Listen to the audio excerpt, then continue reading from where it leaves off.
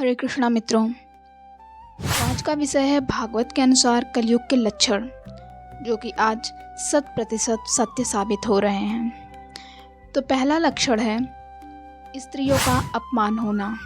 जी हाँ, स्त्रियां हमारी प्रथम गुरु मानी जाती हैं और अगर स्त्रियां दूषित हो जाएं तो संपूर्ण समाज भी दूषित हो जाता है। कलयुग ने यही किया, उसका यही प्रयास रहता है कि स्त्रियों को दूषित करने का, और स्त्रियों को दूषित करना ही स्त्रियों का सबसे बड़ा अपमान होता है। दूसरा लक्षण, जो भी व्यक्ति जनेऊ पहन लेगा उसको लोग ब्राह्मण मानेंगे, चाहे उसके भीतर ब्राह्मण के गुण हो या ना हो।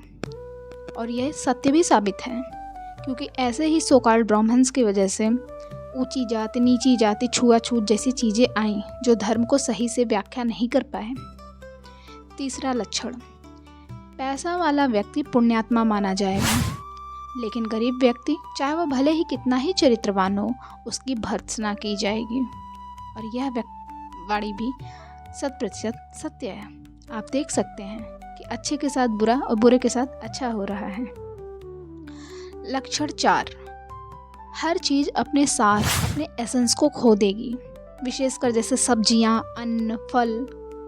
आज भले ही ये सारी चीज़ें हैं, लेकिन इसमें कोई पोषक तत्व नहीं है। जितना पोषक तत्व हमें इन सब चीज़ों से मिलना चाहिए उतना हमें नहीं मिल रहा है, तो ये सारी चीज़ें अपने सार को खो देंगी। पांचवा लक्षण, ज्ञानी व्यक्ति में ज्ञान का सार नहीं होगा और ज्ञानी व्यक्ति ही चरित्रहीनता का कार्य करेगा।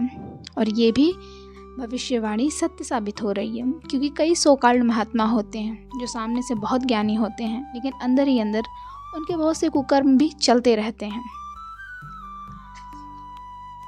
छठा लक्षण, स्त्री और पुरुष रहेंगे एग्रीमेंट पर, यानी कि वह एक कॉन्ट्रैक्चुअल बेस्ड पे साथ में रहेंगे और कुछ दिन बाद एक दूसरे को छोड़ देंगे, जिसे कि आज हम कलयुग में लिव इन कहते हैं।